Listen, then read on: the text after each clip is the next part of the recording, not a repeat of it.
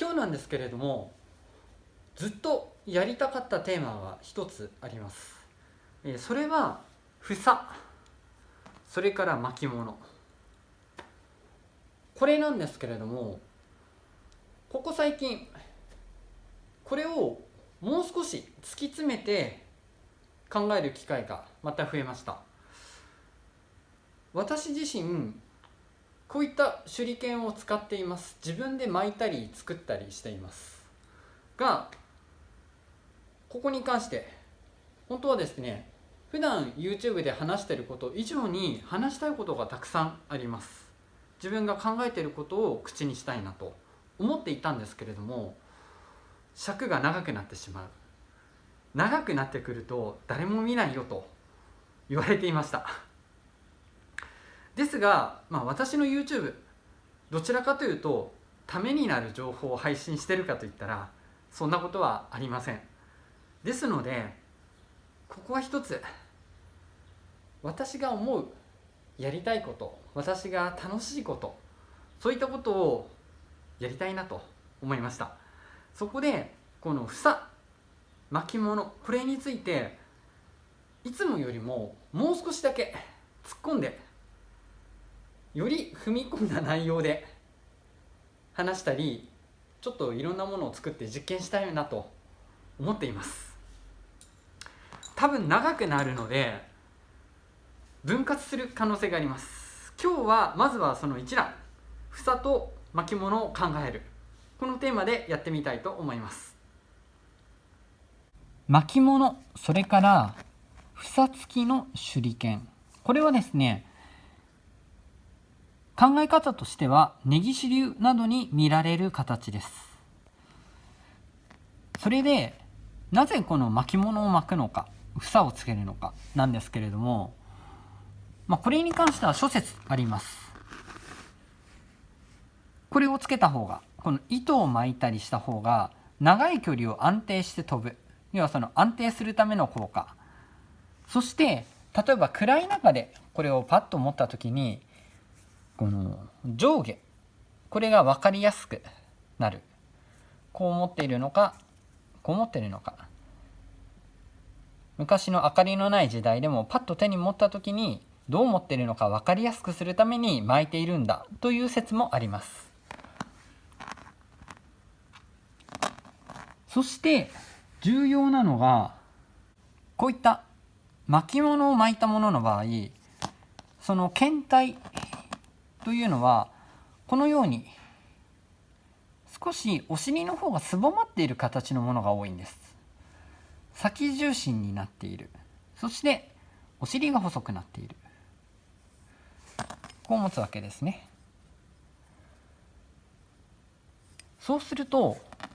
ここの部分、お尻の部分が細いと抜けはいいんです。手から抜けが良くなるというメリットはあるんですけれども、物理的に持ちにくくなります。ですのでその持ちにくさを解消するため、こういった巻物をつけるという考え方もあります。さて、この巻物、それから房なんですけれども、私の場合はそれぞれこの巻物と房に関しては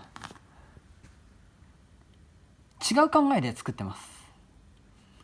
房の場合、これは先日の私の YouTube でお話をしたと思うんですけれども、この房が空気抵抗になってほしいんです。つまり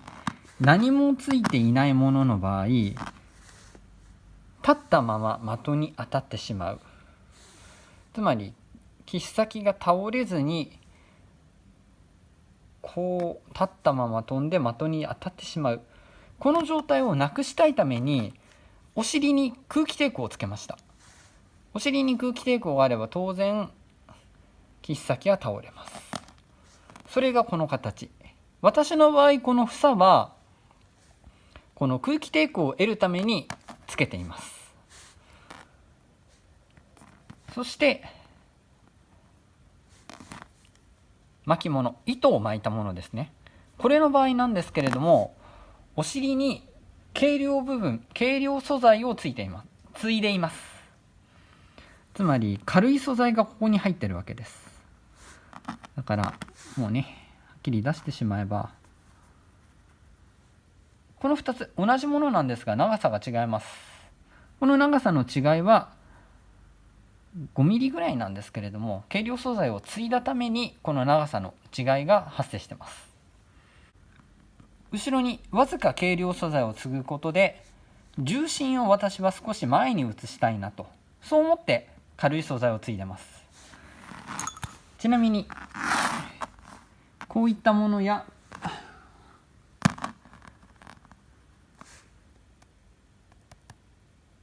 こういった手裏剣、今私が指をさしているこの手裏剣は一応ね根岸流風といったところでしょうか。そしてこれはですね浅山一年会の関先生仕様ということでいただいたものです。この2つの場合後ろにやはり軽量素材を継いでます。軽量素材は何でもいいんです。固めた糸の糸玉みたいなものでもいいし、木材というところもあります。そういったものを後ろに入れる、軽くて形が作れれば何でもいいんです。そういったものを継いでいます。この場合手裏剣を持ちやすくする、つまり後ろが物理的に細いと持ちにくいと先ほど話をしました。抜けはいいんですけれどもちょっとすっぽ抜けていったりしてしまう。それを解決するためにお尻の方をちょっと大きくしてあげたい。その形の形成ですね、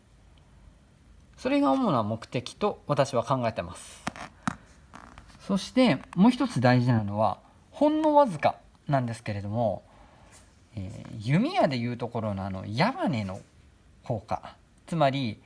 安定させる、手裏剣の空中での姿勢を安定させる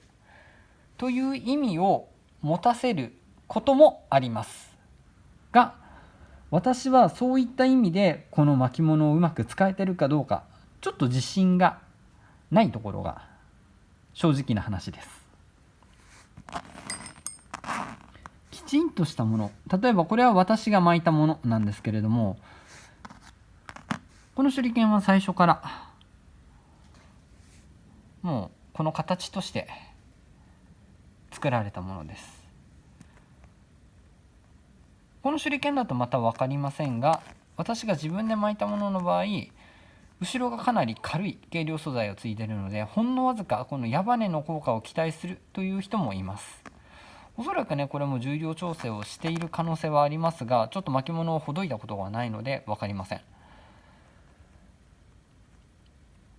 で例えばなんですけれども、この後ろに軽量素材を継ぐ、これは空中の姿勢の安定に非常に役立ちます。極端な話なんですけれども、この後ろに50センチとかそれぐらいの木の棒があると思ってください。もしくはもうそれ以上でもいいです。例えば1メートルの木の棒がここについていたとしましょう。そうすればきっとこれは皆さんよく知ってる弓矢の矢のような飛び方をするかもしれない。空中での姿勢が非常に安定する。特にこの直進の時間が長くなると思っていただけるといいんじゃないかなと思います。手裏剣は直打法の場合4分の1倒れます。そうではなくてこの時間、水平に飛ぶ時間を増やしてあげたい、そういう意味でお尻に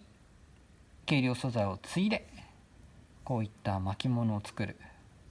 そういう考え方もあります。今回はその直進距離を伸ばすための巻物、こういったことを改めて考えていきたいと思います。それとすいません、一つ言い忘れてました。後ろに別素材を継ぐ理由なんですけれども、検体の保護の意味もあります。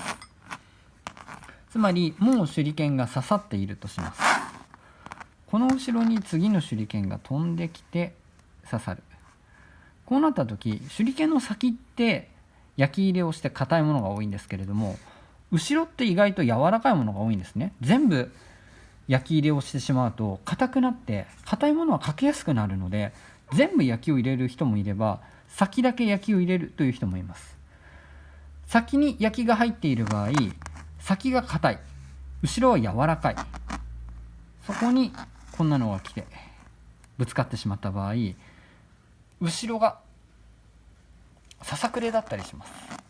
そうするといつの間にか手に怪我をしてしまうということもありますので、この保護、こういったものを求めて巻物をするという人もいます。すいません、これは補足させてください。巻物をつけた手裏剣の場合ですが、先ほどもお話ししたように後ろにやや軽い部分がついています。つまり重心はやや前、前といっても本当に前重心になっている手裏剣って稀です。大体の手裏剣は中心のラインを越えてこないんじゃないかな。そこまで前重心にしてしまうと今度は例えば反転が効かなくなったりとか、そういったことも起こります。なので前重心といっても通常よりもやや前に重心のある手裏剣という考え方でいいと思います。こういった前重心の手裏剣の場合、飛び方もやはり少し独特。やはり後ろが軽くて前が重いので、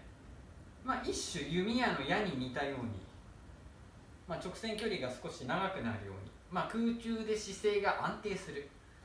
そういった効果があります。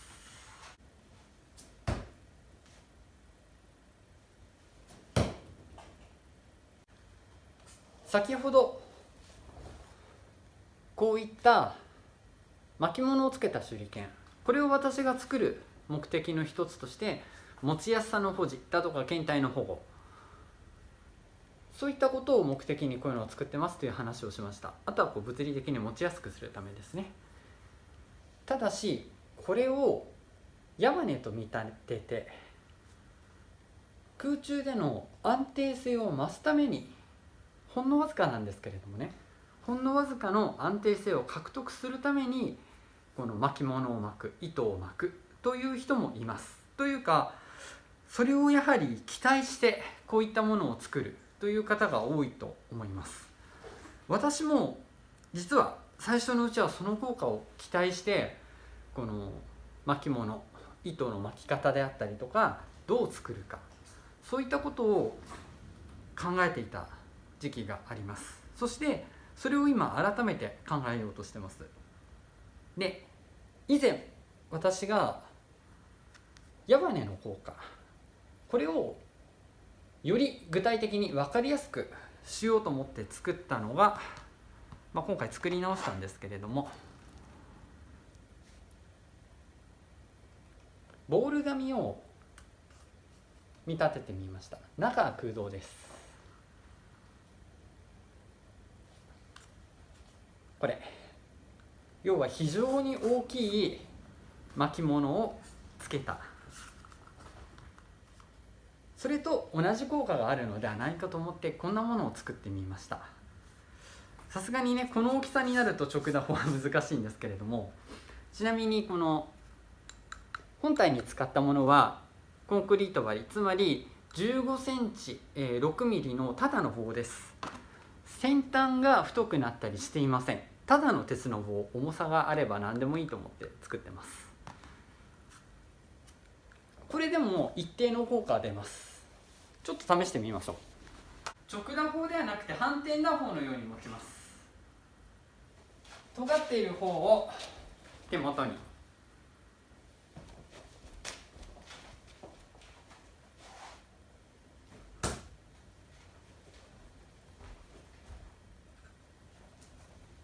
ちょっとね独特の軌道を描くの分かりますでしょうか。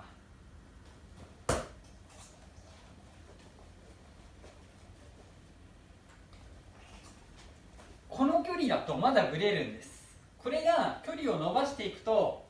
さらに安定していく。